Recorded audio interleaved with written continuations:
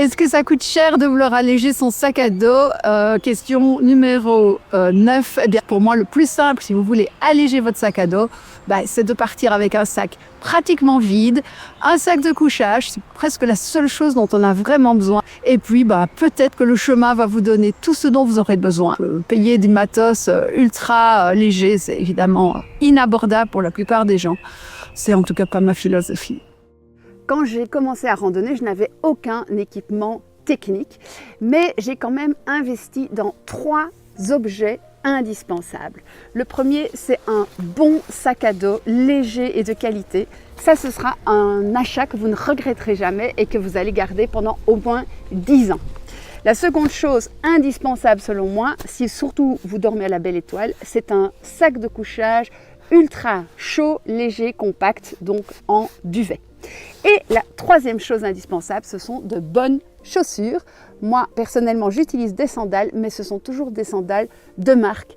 Ça, c'est vraiment les 3 bases d'un bon matériel de randonnée.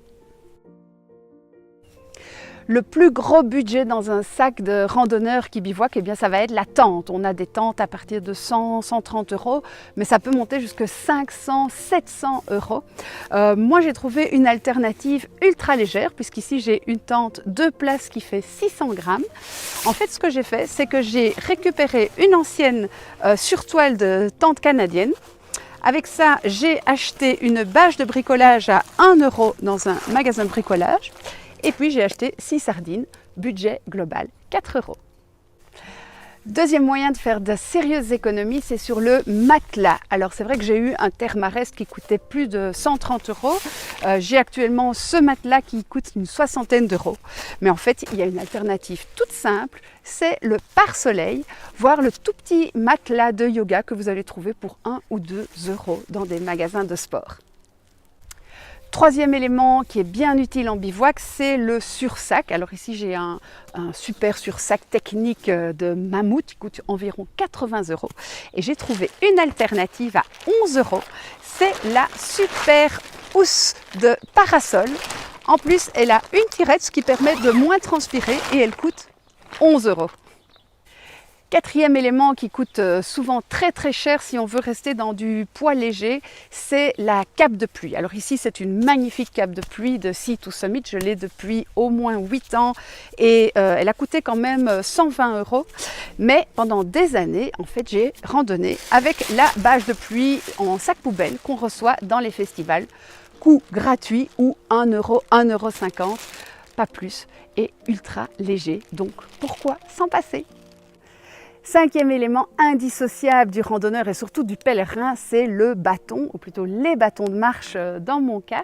Alors ceux-ci, ce sont des bâtons de marque dont j'ai hérité de mon papa. Ça fait 14 ans que je marche avec, ils sont increvables. Toutefois, si vous n'avez pas de budget à mettre dans vos bâtons, sachez que le bon bâton que vous allez trouver au bord du chemin, ça va également faire tout à fait office de bâton de pèlerin. Vous allez pouvoir vous protéger des chiens, vous allez pouvoir descendre ou monter en vous appuyant sur votre bâton. Et moi, je trouve que le look est encore beaucoup plus sympa que les bâtons de marque. Parlons un peu maintenant de tous ces accessoires qu'on va peut-être promouvoir dans des vidéos ou dans des magasins de randonnée. Commençons par la poche à eau. Alors la poche à eau, on peut en trouver bon marché, mais bon marché, ce n'est jamais bon, il faut toujours la remplacer. Le coût moyen d'une poche à eau de marque, c'est 30 €. Alors que si vous remplacez votre poche à eau par plusieurs petites bouteilles à bord large que vous allez glisser dans les poches de votre sac à dos, eh bien vous allez également pouvoir vous hydrater tout en marchant et ce sera nettement plus économique. Encore un accessoire que je vois parfois passer, et même moi j'ai craqué, je l'avoue, ce sont les petits sacs étanches ultra légers.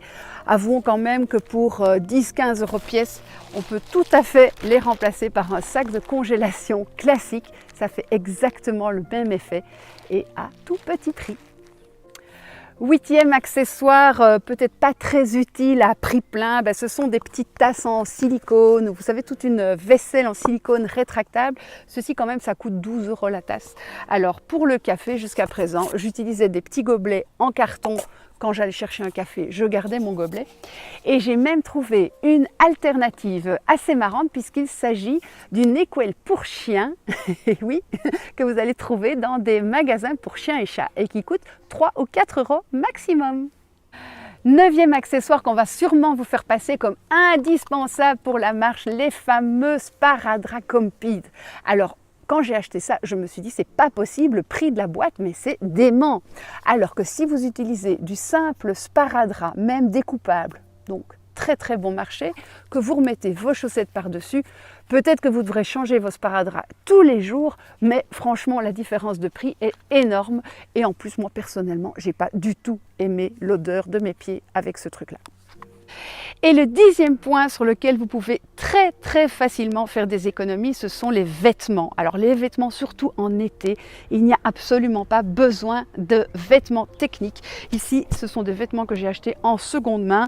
La petite jupe, elle vient d'un marché et moi, je trouve que c'est tout aussi confortable, voire même encore plus confortable de marcher avec des vêtements normaux et de ne pas avoir des pantalons de marche ou des super fibres ultra synthétiques pour marcher. Pourquoi aller s'encombrer et surtout pourquoi dépenser des sous là-dessus?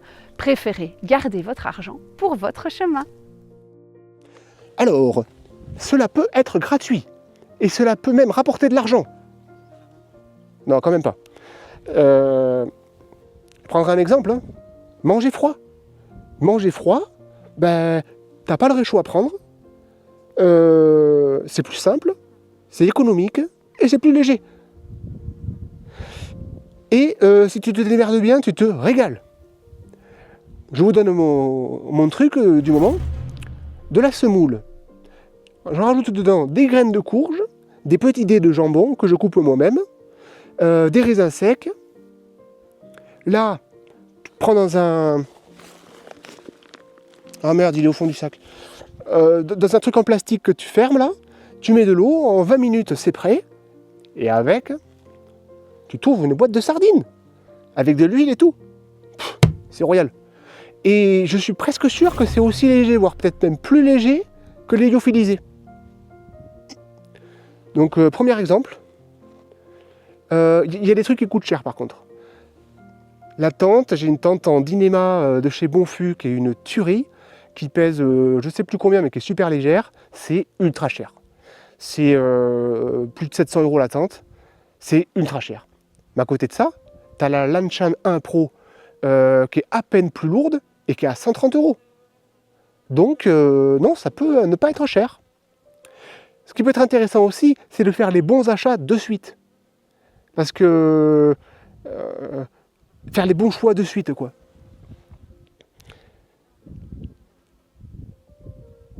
Il y a un autre truc. Pardon. Ça m'est revenu. Il y a des articles de randonnée qui sont pas chers. Decathlon, ils sont super forts.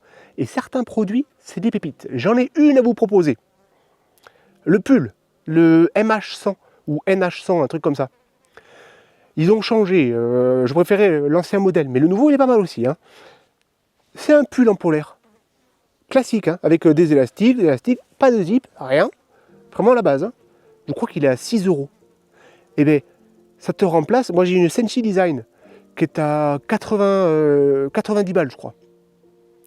Et bien le pull, certes c'est vrai que c'est plus léger, c'est plus respirant, c'est mieux. Mais c'est une connerie. Pour 5,90 €, Decathlon, tu as quasiment le même. Et c'est vraiment léger. Donc non, ça peut pas enlever tous les doublons aussi. Là, je me dis que je m'adresse peut-être à des gens qui débutent. Donc enlever tous les doublons. Une seule tenue. On s'en fout depuis un peu. Avec tous ces accessoires-là, ça coûte rien. Bah oui, je pense que ça a un certain coût. Dès qu'on veut arriver à quelque chose de très léger, Plus Ça c'est coûte léger, cher. plus ça pèse Ça coûte lourd dans le cher. porte-monnaie. Eh Oui. oui. C'est ça. C'est dommage, mais bon, c'est comme ça. Alors après, bon, il y a des marques, hein, les grandes enseignes Decathlon, tout ça, qui commencent à faire du léger. Apparemment, ouais, ils ont fait Ouais. quelque chose de sympa là cette Ils année. copient beaucoup d'ailleurs Ouais. sur des marques très connues. Eh oui, bah, Bah, fatalement. ça fait partie du jeu. Bien sûr. Mais effectivement, alors on commence à trouver un peu de matériel. Un bon conseil qu'on pourrait donner, c'est prenez de l'occasion. Moi, je me suis fourni, que ce soit la toile de tente ou le sac à dos, qui aurait coûté très cher pour pouvoir m'équiper sur les treks. Je les ai achetés d'occasion et il y a un marché de l'occasion qui est Ouais, important. faut pas hésiter. Hein. Mm. Les On gens ils trouve s'en du- servent une fois et puis voilà, après on peut faire des affaires. Voilà, et on trouve du matériel de bonne Bien sûr. qualité.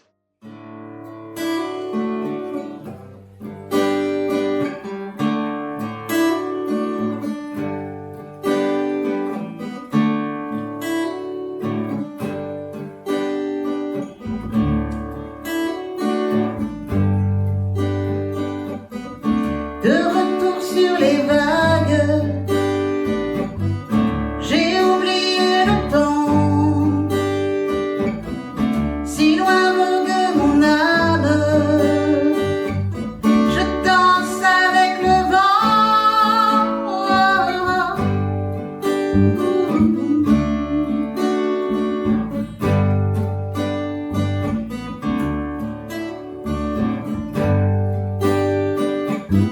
Sentiment d'équilibre, si loin d'un monde sans rêve,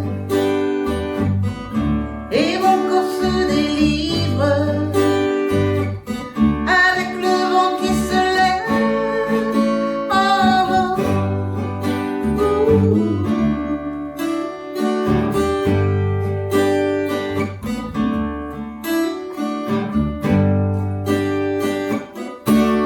Time can undo this feeling of love I had in the waves, sliding on the sea, sailing in my dreams. Time and our rules sailing away, fading to blue, rocking in the wind, dancing in the stream.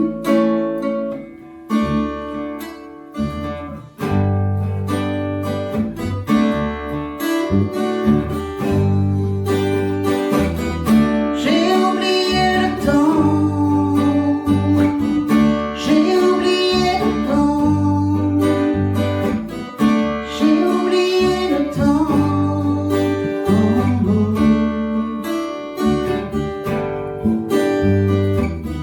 J'ai oublié le temps, le temps, le temps. J'ai oublié le temps. J'ai oublié le temps.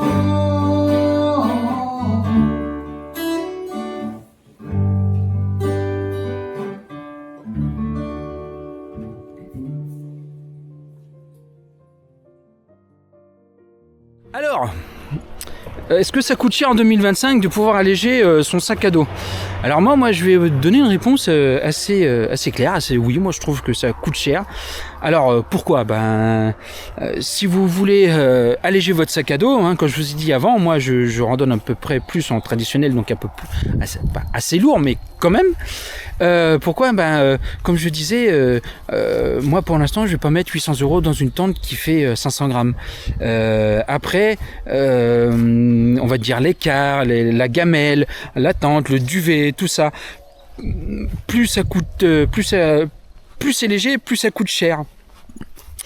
Donc pour l'instant, ça serait bien hein, si j'aurais de l'argent, bien sûr que je mettrais quand même en conséquence pour alléger mon sac à dos, mais je trouve que ce qu'ils font maintenant avec tout ce qu'ils font, ce serait bien entre guillemets de réduire un tout petit peu pour permettre quand même à plus d'initiés de pouvoir avoir de la qualité plus léger mais à moindre coût. En 2025, si vraiment vous voulez alléger votre sac à dos, ça coûte quand même pas mal. surtout si vous prenez des sacs de marque ou du matériel de marque vraiment ultra léger, en titane ou des choses comme ça, voilà, ou des réchauds vraiment ultra légers qui coûtent plus cher que les autres. Mais perso, moi je ne vois pas l'intérêt dans ma pratique. Après, c'est vrai que ça peut vite revenir cher d'acheter du matériel ultra léger. C'est sûr que si tu veux randonner léger, voire ultra léger, eh bien forcément ça coûte de plus en plus cher, hein. Moi, quand j'avais déjà commencé à chercher du matériel en 2022, je trouvais déjà que c'était cher. Mais là, 3 ans plus tard, ça coûte de plus en plus cher. Et sauf, là, je sais que Decathlon, par exemple, se lance dans les tentes ultra légères, qui restent moins chères que des tentes ultra light là, de grandes marques. Parce qu'une tente ultra light qui pèse, allez, on va dire, moins d'1 kilo, il faut compter minimum 300 et ça va jusqu'à des 800, jusqu'à des 1000 euros, quoi. Donc c'est hors de prix. Et moi, je sais qu'au début, quand j'ai commencé la randonnée, j'avais aucun matériel, pas de sac à dos, rien du tout. Donc j'avais tout acheté. Et je sais que j'avais pu acheter la totale, hein, la tente également, puisque je bivouaquais. La tente, le matelas, les réchauds, enfin tout, les vêtements, le sac à dos. Et je m'en étais sorti pour 700 € en achetant tout principalement à Decathlon, parce que bon, ça reste quand même une marque avec un bon rapport qualité-prix. Mais si tu veux randonner léger, sans taper dans les ultra légers, c'est sûr que ça va coûter cher, quoi. It is expensive though, but I think you pay for it. Just like if you're serious in any sport, it's going to be expensive. In your opinion, or my opinion, will it be expensive to lighten your backpack in 2025? I don't think it's as expensive as maybe a couple years ago. I don't know. I'm not keeping up with gear that much these days because I'm all dialed in. But I think a lot of your traditional backpacks aren't that more or less expensive than an ultralight pack. So I don't think you're spending too much extra money there. Your shelter, yeah, and your sleep system for sure. Yeah, it's going to cost a little bit, but again, I think it's worth it. Ça dépend l'angle avec lequel on étudie la question. C'est-à-dire, toute chose égale par ailleurs, si on veut avoir un matériel avec une qualité, une robustesse, une fiabilité et un confort équivalent, mais qui soit plus léger, forcément on va devoir mettre la main au porte-monnaie, puisque voilà, si on veut un sac de couchage en duvet, par exemple, avec un pouvoir gonflant qui est très important, donc c'est-à-dire qu'il va être à la fois léger mais à la fois très chaud, forcément il va falloir mettre la somme qui va avec. Pareil pour l'abri, si on veut une tente, une vraie tente avec moustiquaire, mais qui soit à la fois étanche, confortable, robuste, etc., mais qui soit très légère, forcément pareil, il va falloir mettre la main au porte-monnaie, parce qu'il faut se diriger sur des matériaux beaucoup plus techniques, beaucoup plus spécifiques, comme le DCF. Donc forcément ça va vite coûter, ça va vite grimper. Bon, ça c'est si on le prend sous l'angle de la légèreté, mais pas au sacrifice de la qualité, du confort, etc.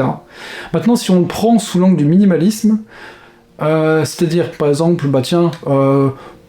comme matelas, je vais prendre un tout petit matelas de mousse tout con que je vais couper au niveau des fesses parce que je considère que sur les jambes ça me sert à rien, ça va être à la fois très léger et à la fois très peu cher.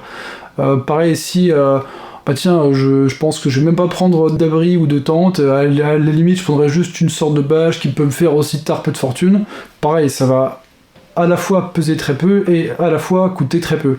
Donc voilà, c'est aussi sous quel angle on le prend et quel est l'arbitrage qu'on est prêt à faire entre poids et, je dirais, confort, qualité, robustesse, sécurité, etc.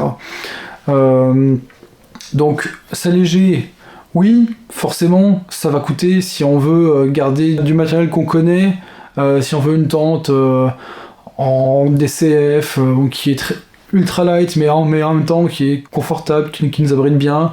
Ça va forcément coûter maintenant, si on veut, voilà, on peut aussi avoir cet aspect plus minimaliste de vouloir se débarrasser de plusieurs items, ou de vouloir prendre des objets plus spartiates, mais qui sont du coup beaucoup plus légers.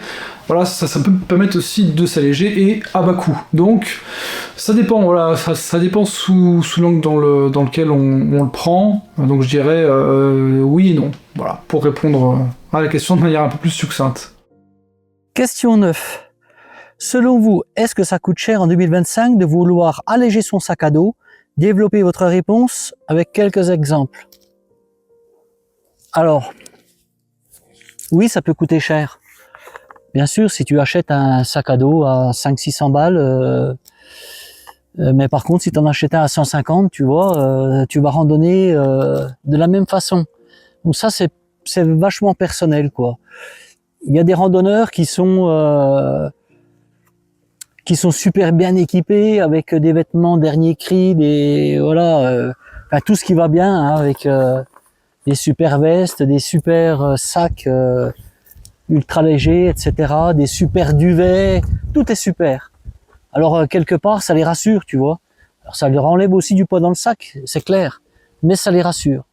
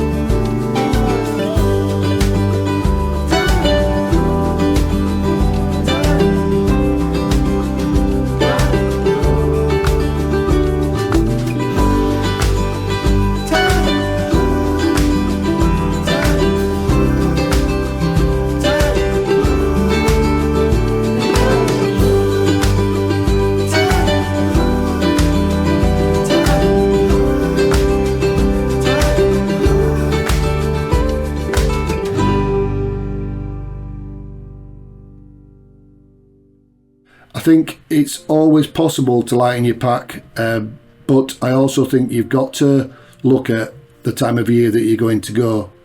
So it's always going to be more expensive for lightweight gear. Sometimes the advantage of the lightweight gear is not worth it. Other times it definitely is.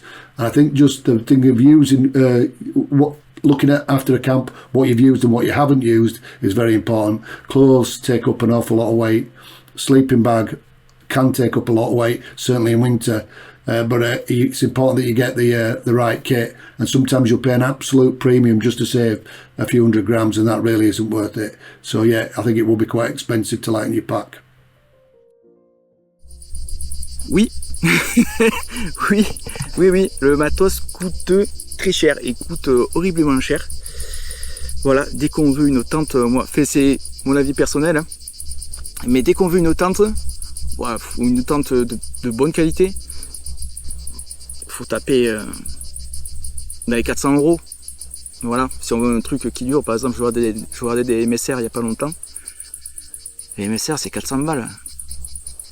C'est ça le problème, c'est que ça freine aussi beaucoup de monde sur ça, quoi. Le prix des matériaux sont trop chers. C'est hallucinant.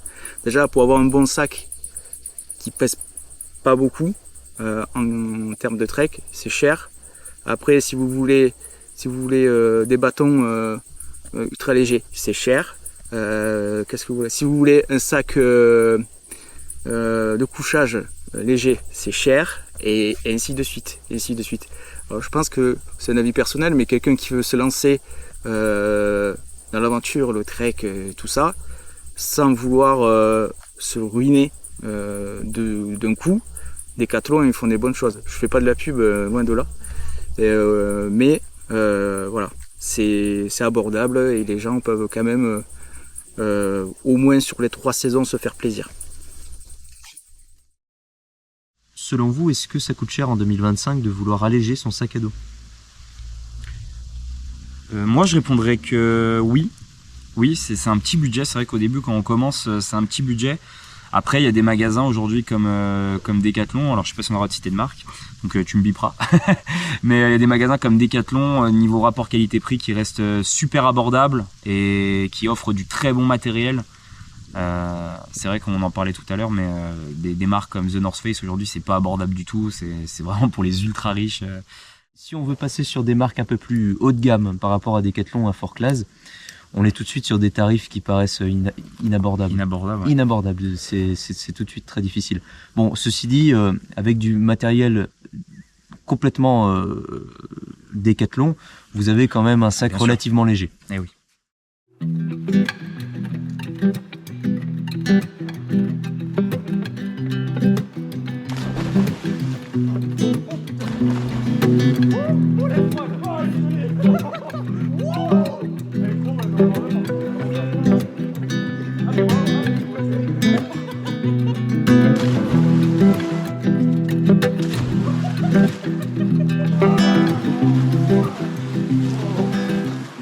Bon les gars, on est arrivé à la porte, cette fameuse belle porte là. Donc on va la traverser. Je la voyais plus grosse dans mon imagination. C'est pas pourquoi.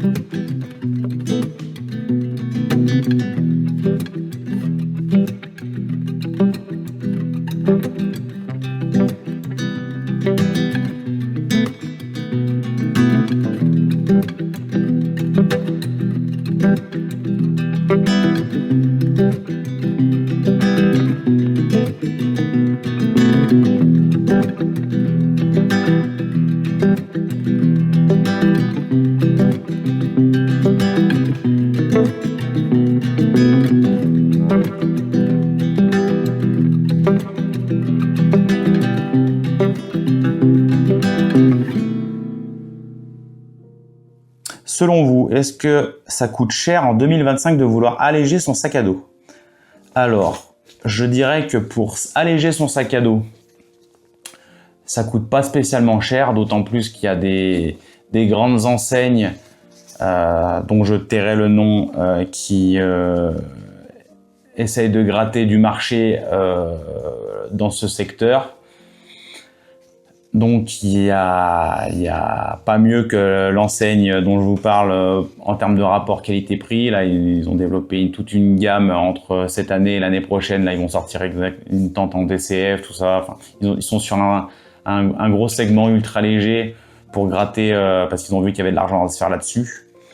Je suis pas du tout fan de cette enseigne, je vous le dis direct. Je suis même assez contre Je trouve que c'est bien de rendre accessible des choses, mais du coup, s'il n'y a pas l'encadrement derrière, ça fait beaucoup de monde en montagne qui ont absolument aucune base et qui créent plus de soucis qu'autre chose. Bref, c'est encore un autre problème. Je dirais qu'en 2025, ça coûte beaucoup moins cher à gratter du poids que quand j'ai commencé la randonnée il y a 5-6 ans en ultra léger, quoi. Je pense par contre que si vous êtes un zinzin de matos comme moi, oui, ça vous coûtera extrêmement cher. Après, il y a aussi le côté passion et le côté... moi, je veux dire, c'est ma vie, la randonnée. C'est mes vacances, c'est pourquoi je travaille et que je travaille dur pour pouvoir me payer ce que j'ai envie. Après, chacun ses priorités. Voilà. Mais ça peut vous coûter très cher, mais que globalement, si vous faites ça, comment dire, si vous êtes raisonnable, ça vous coûtera pas cher spécialement de gratter beaucoup de poids. Parce que il y a le matos, c'est sûr, qui a perdu beaucoup de poids, et surtout il y a beaucoup de connaissances qui sont mises maintenant à tous. Je pense notamment sur YouTube, hein, les grosses chaînes françaises qui permettent quand même d'avoir des connaissances et d'avoir un cheminement pour se dire non, j'ai pas besoin de ça, c'est souvent le poids des peurs, comme on dit, qu'on emporte. Et je pense que de régler de plus avoir certaines peurs permet de gratter beaucoup de poids. Voilà. Je sais pas vraiment répondre à cette question. Mon matériel, j'ai investi pendant des années pour de l'équipement qui était adapté à mes besoins. Et alors j'ai du matériel qui a pu coûter cher, mais c'est encore une fois un investissement. Voilà, je vais donner un exemple tout simple, mais voilà, ce t-shirt, je l'ai depuis je ne sais pas combien d'années en fait. Il a des petits trous, etc. Mais voilà, il m'accompagne encore en randonnée. C'est un t-shirt basique en mérinos. C'est un investissement. Sur le matériel de tente, de bivouac, idem. Après, je pense que voilà, il y a des choses que j'ai pu récupérer aussi. Donc, je crois que quand on est dans le réemploi et qu'on va sur de l'occasion, en fait, l'investissement il n'est pas le même. Donc, inutile d'être dans une spirale de consommation de matériel et même voilà dans la nature de consommer de la nature. Non. On peut faire avec ce qu'on a et l'adapter. Et puis, je trouve que c'est très bien, au contraire, de partir avec quelque chose qui n'est pas forcément idéal, mais qui a été correct en termes de budget et au fur et à mesure d'affiner. Parce qu'avec le temps, on se dit, bah oui, peut-être que à ce moment-là, j'aurais peut-être pas dû faire ce choix-là. Donc, voilà, je pense que tout est relatif. Il y a du matériel abordable. À prix, qualité correcte en termes de sacs, etc. Dans les grandes enseignes et puis en termes de chaussures aussi. Et c'est ok quoi. Voilà, moi au départ j'avais des chaussures d'entrée de gamme. Ça se passait très bien. Voilà. Et puis après, en fonction des terrains, ben j'ai investi dans d'autres chaussures. Donc qu'est-ce que ça coûte cher? Ça peut coûter cher quand voilà, on se laisse aller à de l'impulsivité et du plaisir instantané de je veux le top. Ça on peut le voir. Donc tout est relatif et ça dépend comment on a envie de consommer.